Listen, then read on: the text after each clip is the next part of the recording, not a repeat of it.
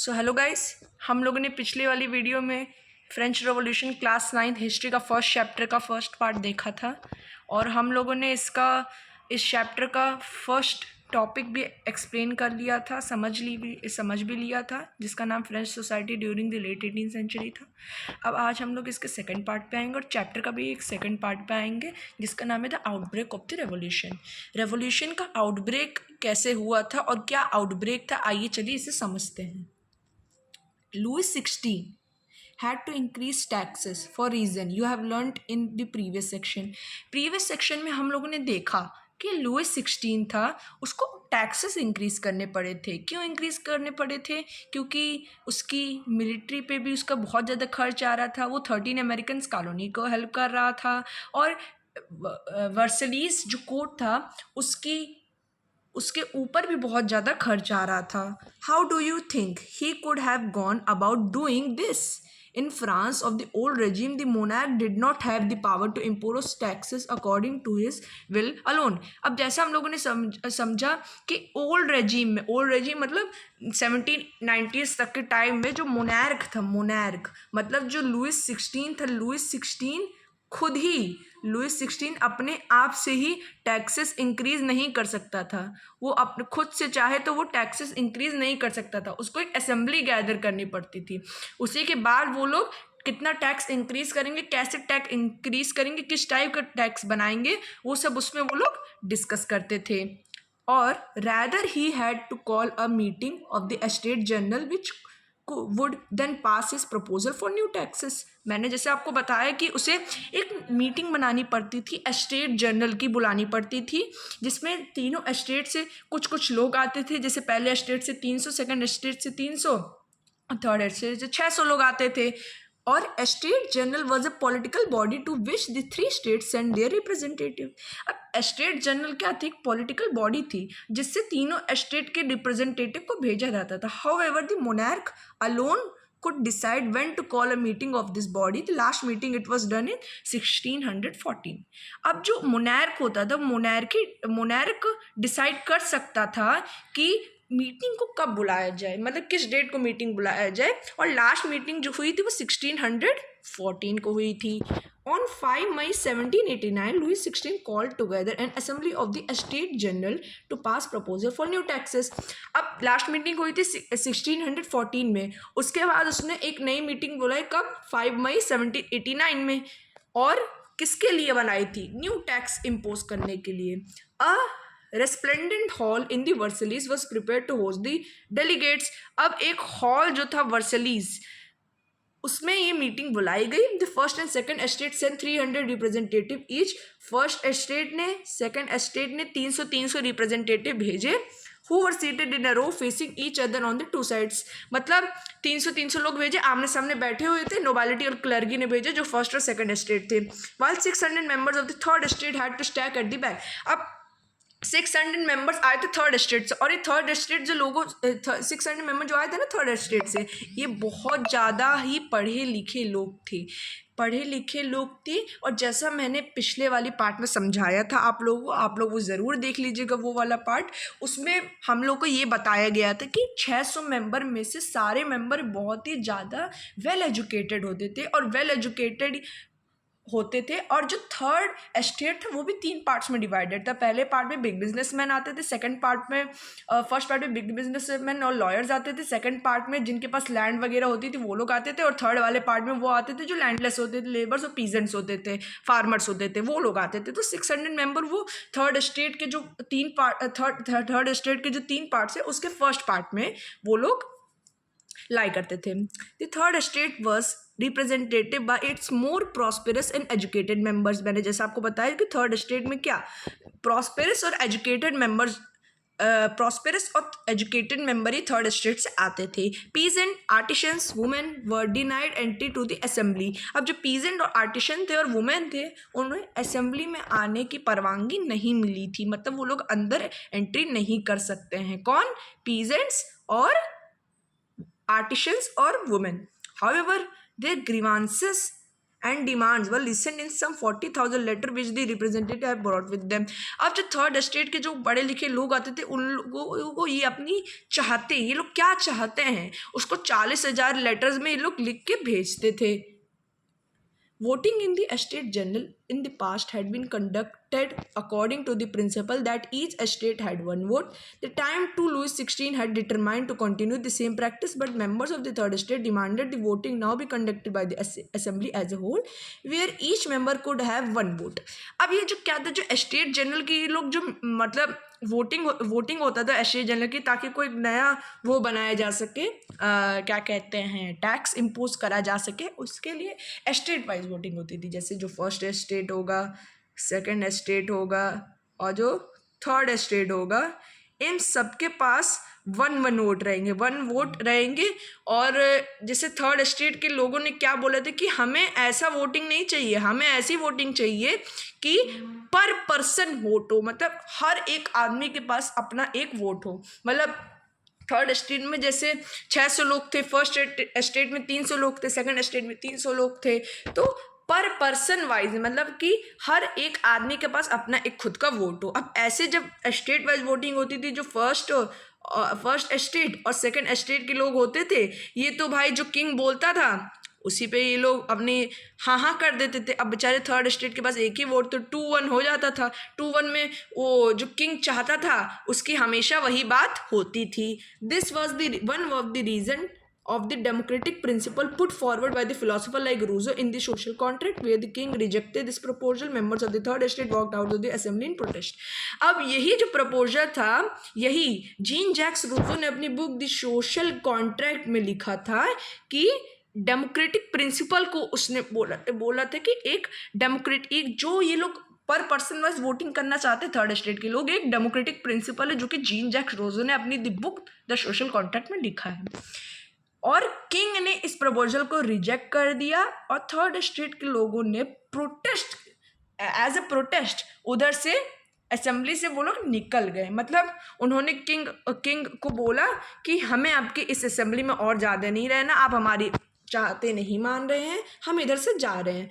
The representative of the third estate viewed themselves as a spokesman for the whole French nation.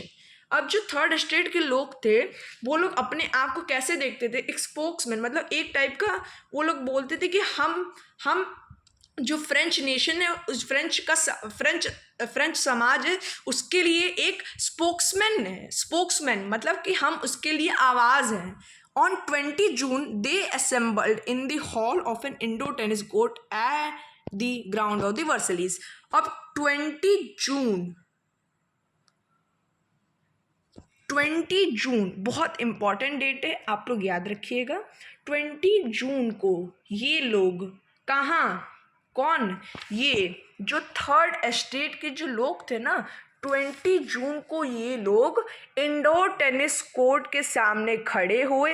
20 जून 1789 को third estate के जो लोग थे indoor tennis court the Versailles के सामने assemble हुए और उन्होंने अपने आप को क्या बोल दिया, they declared themselves as a national assembly. उन्होंने अपने आप को नेशनल असेंबली घोषित कर दिया and swore not to disperse till they had drafted a constitution. और उन्होंने एक कसम खाई कि वो डिस्पर्स तब तक नहीं होंगे जब तक वो लोग एक कॉन्स्टिट्यूशन ड्राफ्ट नहीं कर देते। और उसमें वो लोग कॉन्स्टिट्यूशन कैसे ड्राफ्ट करेंगे, वो कॉन्स्टिट्यूशन ऐसा ड्राफ्ट करेंगे जिसमें मोनार्क की जो पावर होगी उस पर लिमिट मार दिया जाएगा, मतलब मोनार्क की जो पावर होगी उस पर लिमिट मार दिया जाएगा। दे वर लेड बाय द मीराबियू एंड एबेसियस और मीराबियू ने इसको लीड किया, किसको, नेशनल असेंबली को।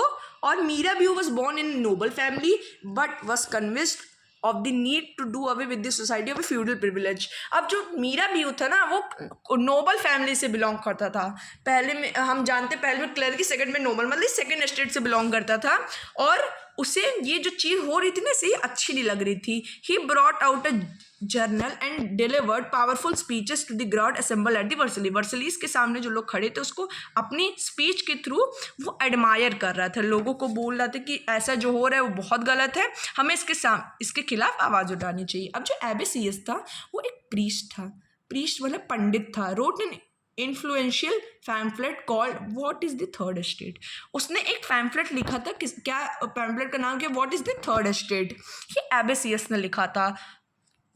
While the National Assembly was busy at the Versailles drafting a constitution, the rest of the France seethed with the turmoil. A severe winter had meant a bad harvest. The price of bread rose. Often bakers exploited the situation and hoarded supplies. After spending long hours in the queues at the bakery, crowds of the angry women stormed into the shops. At the same time, the king ordered troops to move out into Paris. On 14 July, the agitated crowd stormed and destroyed the Bastille. अब इसमें क्या बता रहा है कि जो national assembly थी वो तो भाई वर्सलीज में अपना नया कॉन्स्टिट्यूशन ड्राफ्ट करने में बिजी थी, और जो रेस्ट ऑफ द फ्रांस था वो सब्सिस्टेंस क्राइसिस की सिचुएशन उधर हो गई थी। सीवर विंटर जो थी, बहुत ज़्यादा विंटर थी, उसने बैड हार्वेस्ट दी थी इस बार। जो ब्रेड का जो स्टेपल डाइट है उधर का लोग जो रोज खाते हैं, उसका जो प्राइस था वो क्या हो गया था, वो इंक्रीज हो गया था। बेकर एक्सप्लॉइटेड सिचुएशन और होर्डेड सप्लाई। होर्डेड मतलब अपने जो मतलब गोदाम है उसमें वो लोग अपनी सप्लाई होल्ड किए जा रहे हैं, मतलब भरते जा रहे हैं कि जैसी और प्राइस इंक्रीज होगा और प्राइस इंक्रीज होगा तब हम लोग अपना सप्लाई निकालेंगे।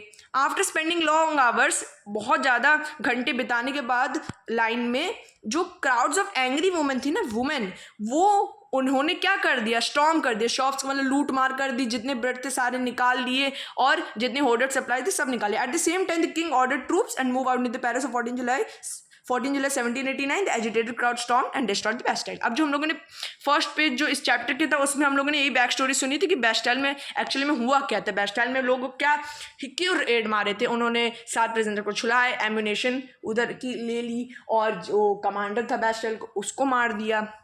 तो ये सब हम लोगों ने इसके फर्स्ट पेज में समझ लिया था। In the countryside rumour spread from village to village that the lords of the manor had hired bands of the brigades who were on their way to destroy the ripe crops.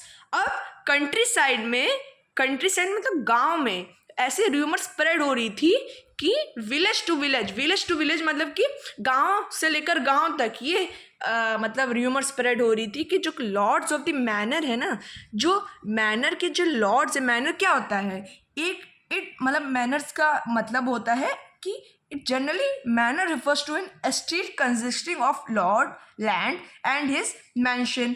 अब जो manner होता है ना, Lord's of manner, इसका मतलब होता है एक एस्टेट किसको कंसिस्ट कर रहा हो, लॉर्ड, लैंड और उसकी मैंशन को। Had hired bands of brigades who were on the way to destroy the ripe crops, मतलब वो अपने रास्ते में ही हैं। अब राइप क्रॉप जो है ना, जो कटी हुई क्रॉप्स है, उसको डिस्ट्रॉय करने के लिए। Caught in a frenzy of fear, peasants in several district seize the hoes and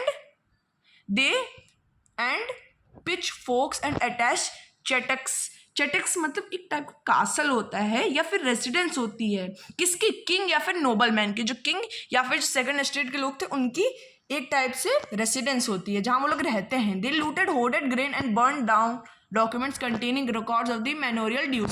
अब उन्होंने होर्ड कर दिया, ग्रेन जितने थे सब ले लिए और मैनोरियल ड्यूज की जो रिकॉर्ड्स थे उसको भी उन्होंने तहस नहस कर दिया और उसको जला दिया। A large number of nobles fled from their homes, many of them migrating to the neighbouring countries. अब बहुत सारे जो नोबल मैन थे ना, वो लोग अपने कंट्री छोड़कर भागे, और या तो कुछ नोबल मैन थे वो अपनी कंट्री से माइग्रेट होकर दूसरी कंट्री में चले गए।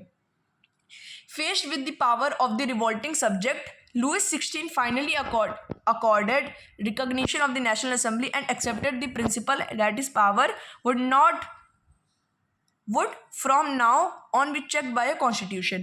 अब जो ये जो रिवॉल्ट चल रहा था, इसकी वजह से जो लुइस 16 उधर का जो राजा था, मोनार्क था, उसने उसको एक्सेप्ट कर लिया। किससे एक्सेप्ट किया, नेशनल असेंबली को। अब उसने एक्सेप्ट कर लिया और उसने कॉन्स्टिट्यूशन को भी एक्सेप्ट कर लिया। अब वो मतलब उसने परवानगी दे दी कि हाँ, उसकी जो मोनार्क की जो राइट्स है अब वो लिमिट में हो जाएंगे। On the night of 4 August 1789 the assembly proposed decree abolishing the feudal system of the obligation and taxes. Members of the clergy too were forced to give up their privileges. Tithes were abolished and lands owned by the church were confiscated. As a result, the government acquired assets worth at least 2 billion livres. अब किसमें 4 अगस्त 1789 की रात में assembly जो थी उसने feudal system को abolish कर दिया और जो टैक्सेस और ऑब्लिगेशन जो लिए जा रहे थे अदर स्टेट से उसको भी बंद कर दिया। अब जो मेंबर्स थे क्लर्की के वो लोग को भी अपनी प्रिविलेज देनी पड़ी। और जो टिथ टैक्स था ना, जो टिथ टैक्स था उसको भी उन्होंने बंद कर दिया। और लैंड जो चर्च के द्वारा जब्त कर ली गई थी उसको भी उन्होंने ओन कर लिया। As a result the government acquired asset at least 2 billion livre. उनको पास 2 बिलियन लीवर का लोन भी आ गया, लोन था तो ये तो हम लोग जानते हैं, और 2 बिलियन लीवर की उनको संपत्ति भी मिल गई। अब आते हैं France become a constitutional monarchy. अब जो फ्रांस था उधर तो कॉन्स्टिट्यूशन तो लागू हो गया, अब वो एक कॉन्स्टिट्यूशनल मोनार्की भी बन गया। कौन? France. The national assembly completed and draft the constitution in 1791। अब जो नेशनल असेंबली वो 1789 में उन्होंने प्रण लिया था कि अब वो लोग कॉन्स्टिट्यूशन बना कर रहेंगे। 20 जून 1789 को, 20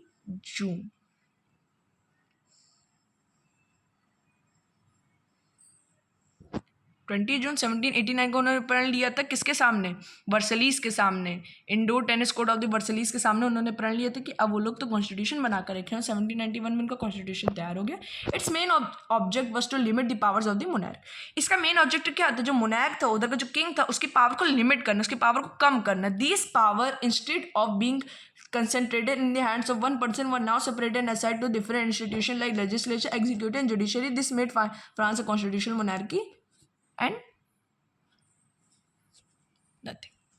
अब इसमें क्या है कि वो बता रहे हैं कि जो नेशनल असेंबली जो कॉन्स्टिट्यूशन बनाया था वो मेनली किस वजह से बनाया था? ताकि वो मोनार्क की जो पावर उसको लिमिट मार सके। अब ये जो पावर थी ये सोशली डिस्ट्रीब्यूट होगी, एक ही पर्सन के हाथ में नहीं रहेगी, ये सबके पास डिस्ट्रीब्यूट होगी और डिफरेंट इंस्टीट्यूशन को मतलब सेपरेट होगी। जैसे जो लेजिस्लेचर है उसको सेपरेट हो गई, एग्जीक्यूटिव को दे दी गई, जुडिशरी को दे दी गई। और इसी वजह से फ्रांस जो वो एक कॉन्स्टिट्यूशनल मोनार्की की तरह उभरा। किसमें? यूरोप में। अभी मेनली हमें बता रही कि एक टाइप से फ्लो चार्ट है कि क्या है, मतलब कैसे उधर का सिस्टम चल रहा था, कैसे कैसे उधर का जो सिस्टम नेशनल असेंबली बनाया था वो कैसे चल रहा था। तो आप उसे एक बार देख लीजिएगा। The constitution of 1791 vested the power to make laws in the National Assembly, which was indirectly elected, that is, citizens voted for groups of electors, who in turn choose the assembly. अब इसमें 1791 के जो constitution था उसमें 1791 का जो constitution था vested the power to make laws in the national assembly. और नेशनल असेंबली के जो लॉज थे 1791 के कॉन्स्टिट्यूशन ने उस लॉ को वेस्ट किया, which was indirectly elected. That is मतलब जो उधर का जो मेन आदमी होगा ना, मतलब जो मेन आदमी जो उधर का इलेक्ट होगा वो नेशनल असेंबली में, नेशनल असेंबली के कॉन्स्टिट्यूशन के थ्रू इनडायरेक्टली इलेक्ट होगा। That is citizen voted for a group of electors. अब ये जो नेशनल असेंबली में जो लोग जाएंगे ना, कौन लोग जाएंगे? वो इनडायरेक्टली जाएंगे, मतलब सिटीजन जो होंगे वो ग्रुप ऑफ इलेक्टर्स के लिए वोट करेंगे, who in turn choose the assembly. अब ग्रुप ऑफ इलेक्टर्स जो इलेक्ट करेंगे सिटीजन, वो ग्रुप ऑफ इलेक्टर्स को वो लोग वोट करेंगे और जो ग्रुप ऑफ इलेक्टर्स चुने जाएंगे वो लोग ही असेंबली को चुनेंगे। उन्हीं असेंबली लोगों के लिए असेंबली को वो लोग वोट करेंगे, असेंबली को चुनेंगे। नॉट ऑल सिटीजन, सारे सिटीजन ऐसा नहीं करेंगे कि सारे सिटीजन को वोटिंग राइट दे दिया। हाउएवर हैड सारे सिटीजन के पास राइट टू वोट का राइट नहीं था। Only man above 25 years. अब ये जो मैन अबव जो 25 ईयर्स होंगे ना और जो कि टैक्सेस पे करेंगे at least 3 days of the labour wage, labour की 3 दिन की तनख्वाह के, मतलब कम से कम जो लेबर की जो 3 दिन की तनख्वाह होगी ना उतना वो लोग टैक्सेस पे कर रहे हैं तभी, और वो 25 ईयर्स से अबव है तो उनको एक्टिव सिटीजन कहा जाएगा। क्या कहा जाएगा? Active citizen. और एक्टिव सिटीजन को वोटिंग राइट था। एक्टिव सिटीजन जो थे सिर्फ उन्हीं को वोटिंग राइट दिया गया था। किसके द्वारा? नेशनल असेंबली के कॉन्स्टिट्यूशन के द्वारा। और सिर्फ वही लोगों को वोटिंग राइट भी था और किसी को वोटिंग राइट नहीं था। अब ये देखते कौन से बचे हुए लोग थे उन्हें क्या कहते थे? That is they were entitled to vote, मतलब वो एक्टिव सिटीजन वोट कर सकते थे। Remaining man and women and all women, मतलब सारी women were classed fight as passive citizen कहा जाता था। बाकी की जो वुमेन और मेन थे, वुमेन तो जितनी वुमेन्स थी, चाहे वो मतलब टैक्स पे भी कर रही हो नहीं भी कर रही हो, उनको पैसिव सिटीजन कहा जाएगा। मतलब पैसिव सिटीजन उनको कहा जाएगा। उन लोगों को वोटिंग राइट नहीं मिला था, किन्हें? वुमेन को। वो लगभग उनको 1900 समथिंग के टाइम में उन लोगों को वोटिंग राइट मिला। कहाँ? फ्रांस में। उसके पहले तक इन लोगों को बिल्कुल वोटिंग राइट नहीं था। To qualify as an elector and then as a member of assembly, a man had to belong to the highest bracket of the tax payer. अब जो टैक्स पेयर होंगे ना, उसकी हाईएस्ट ब्रैकेट में लाई करना, मतलब कि जो आदमी रेगुलर टैक्स पे कर रहा है उसके हाईएस्ट ब्रैकेट में, मतलब तुरंत जब टैक्स आएगा, ड्यू होगा, तुरंत टैक्स पे कर देगा, तभी वो इलेक्टर्स के लिए इलेक्टर होने के लिए क्वालिफाई कर जाएगा।